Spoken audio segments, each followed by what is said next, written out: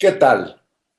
Continúo mi charla con los abogados César González y Alejandro Robledo, representantes legales de los 4 militares que han ido a la cárcel por supuestos delitos cometidos en la noche de Iguala.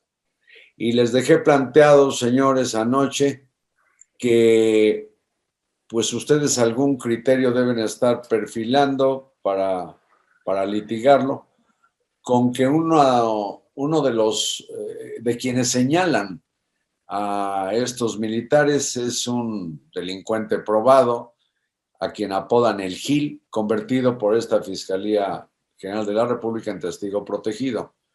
Y que el subsecretario Encinas dice que todo sale de chats de los que se desconoce a quién pertenecían esos teléfonos o cómo está la cosa de un expediente que ustedes han estado pidiendo y se los han negado. ¿Qué piensan de esto?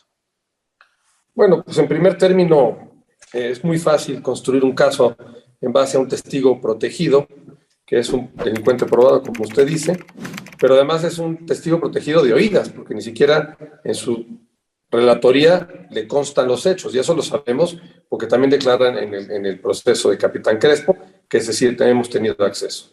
Por cuanto hace a los mensajes, pues solamente los tiene el subsecretario Encinas, entonces así también es muy fácil construir un asunto. A esta defensa le gustaría saber cómo los obtuvo, cuál es el origen, cuál es la cadena de custodia, si están manipulados, que podamos ofrecer peritaje sobre ellos y, en fin, esclarecer si estos son ciertos o no y los alcances jurídicos de ellos en función del valor de la prueba. Es decir, el juez tendrá que tasar qué valor probatorio le da a esos mensajes, si es que existen y qué dicen. Esta misma duda, abogado César, la tiene, por cierto, el grupo interdisciplinario de expertos independientes que ha venido acompañando a los deudos de los 43, y creo que las mismas dudas las han expresado los centros de derechos humanos Trachinolan y Miguel Agustín Pro. ¿Estoy bien? Es correcto. En un comunicado del grupo interdisciplinario del 21 de agosto, que constó de 10 puntos, uno de lo que ellos, algo de lo que ellos, no sé si se quejaban, pero querían hacer patente, es de que ellos jamás han tenido acceso ni a los mensajes, ni al origen de los mensajes, ni de qué aparatos se obtuvieron, y de alguna forma inclusive se deslinda el GIEI de las posibles violaciones al debido proceso que se pudieran estar llevando a cabo, tanto por la exposición mediática de los nombres de las personas que nosotros defendemos, de los elementos del ejército que defendemos, como por la obtención de estas pruebas. Nosotros, hay que decirlo y hay que decirlo fuerte, nuestros defendidos se deslindan absolutamente de la veracidad de dichos mensajes. Como dice Alejandro, pues habrá que ver si en el transcurso procesal los peritajes nos conceden la razón y nos permiten acreditar que fueron obtenidos de manera ilegal y sin los debidos procedimientos de técnica legal correspondiente, pero sí es importante decirlo que los elementos de la Secretaría se deslindan de la veracidad de esos mensajes. No solamente se deslindan, sino que también hay que decirlo. La noche del 26 de septiembre del 2014, los elementos de la Secretaría adscritos al 27 Batallón de Infantería con sede en Iguala, no solamente no agredieron, persiguieron, asesinaron, ni desaparecieron, ni privaron de la libertad a nadie, sino que constan en sus informes el auxilio y el apoyo que se dio a los civiles por parte de los 4 elementos y cómo apoyaron a todas las personas que estaban en el Hospital Cristina esa noche. Sí, y tengo entendido por las declaraciones ministeriales de entonces coronel, hoy general brigadier, que conozco 4 o 5, pues él narra que se fue enterando paulatinamente, entiendo que a partir de media tarde, las 6, 7 de la noche, de la movilización de estudiantes de Ayotzinapa, y en el interrogatorio del Ministerio Público él dice, bueno, pues ha habido muchísimas otras movilizaciones de Ayotzinapa y jamás hemos intervenido y además estábamos impedidos constitucionalmente para intervenir en esos acontecimientos. Y el secretario de Seguridad de Iguala le dice como a las 8 o 9 de la noche que no hay ningún problema, cuando ya estaban ocurriendo los problemas. Y de autoridad a autoridad, pues tiene que hacerle caso a la autoridad, supongo. Sí, efectivamente, bueno, ese secretario de Seguridad Pública, que evidentemente estaba involucrado, él sí había mandado a sus elementos de la Policía Municipal a levantar a los muchachos, a bloquear los caminos, a trasladarlos a diferentes partes, y por eso le niega al coronel, hoy general, que estuviera sucediendo algo, para evitar que el ejército llegara y se diera cuenta. Esa era exactamente la idea de ese funcionario.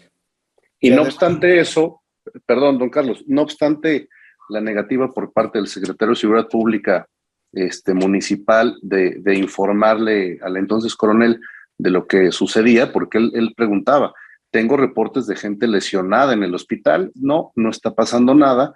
Pues bueno, no obstante eso, el coronel tomó la decisión de desplegar a su equipo para apoyar a los civiles, porque él, contrario a lo que le decía el secretario, pues él sí tenía reportes de gente lesionada, reportes que recibía por parte del C4, le llamó por ahí también un doctor del Hospital Cristina, le llamó también el director del hospital, y ante estas llamadas de alerta, pues evidentemente ellos optaron por ir y acordonar la zona, resguardar a los estudiantes que, por cierto, desde la conferencia de prensa que hicieron, me parece, el día siguiente, jamás manifestaron haber sido atacados por los miembros del ejército, ¿no? Este punto me importa que lo comenten, abogados, porque efectivamente en los primeros días no hay ninguna imputación a los militares destacamentados en Iguala, pero de pronto, por cierto, el grupo interdisciplinario de expertos independientes empieza a hablar o insinuar que hubo intervención de los militares, y esto viene creciendo hasta el testigo protegido, etcétera, para imponer la idea, que yo creo que han fracasado, de que se trató de un crimen de Estado, y de un crimen de Estado de primer nivel, porque si era del ejército institucional, pues entonces venía desde la presidencia de la República.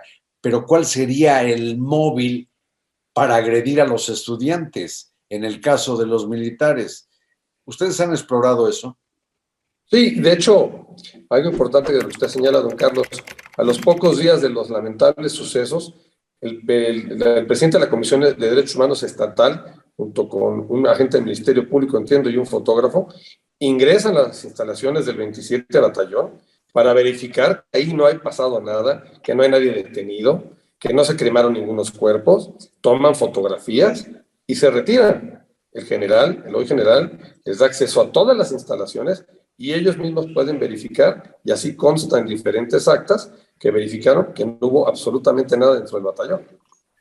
Sin embargo, abogados, la versión, el chisme o la insidia que comenzó a sembrarse hace 8 años ha llegado a capítulos como el que se vivió el viernes en el campo militar número 1, y antes en las instalaciones de la zona militar en Chilpancingo o del propio 27 Batallón de Iguala, con muchachos enardecidos que dicen el ejército los mató.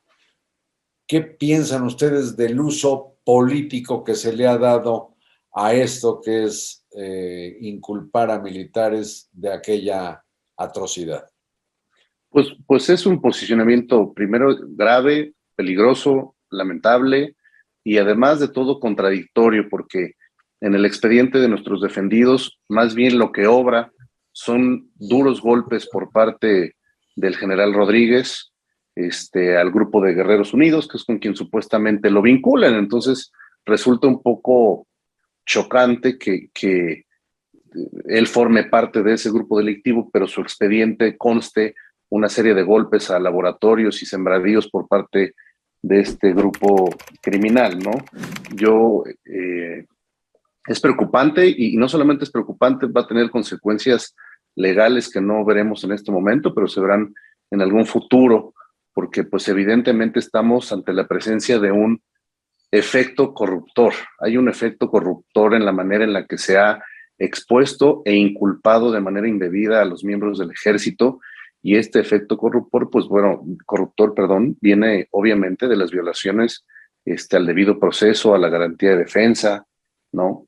Que hemos desafortunadamente visto por parte de los elementos, o a nuestros elementos. Bueno, sobre el mismo caso y en lo que tiene que ver con los tribunales, se han producido nuevas liberaciones de inculpados por el caso Iguala, y hasta el ministro Saldívar dijo que no se critique a los jueces, que ha habido un trabajo del Ministerio Público pues, desaseado, digamos, y que eso explica que estén ya fuera de la cárcel más de 100 de los 130 que originalmente estaban encarcelados.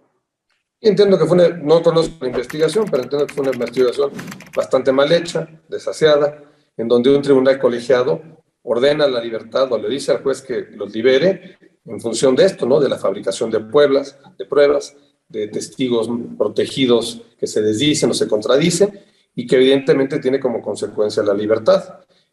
Sin embargo, abogado, la resolución aquella de mediados de 2018 del Tribunal Colegiado de Tamaulipas sorprendió porque descalificó todas las investigaciones hechas por la extinta Procuraduría General de la República y llegó inclusive a cuestionar la investigación diciendo que al procurador lo proponía o lo designaba el presidente de la República, pero eso ocurre actualmente.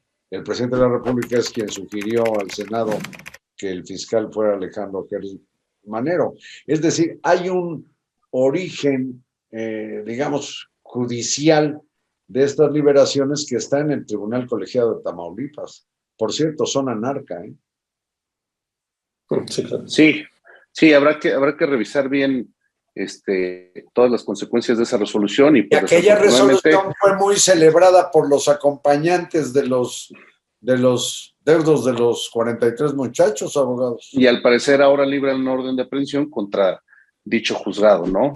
Habrá que analizar muy a detalle y con mucho cuidado el actuar de la Fiscalía Especial para el caso Ayotzinapa y del subsecretario en este caso, para que no se continúen con las violaciones a las garantías de los elementos.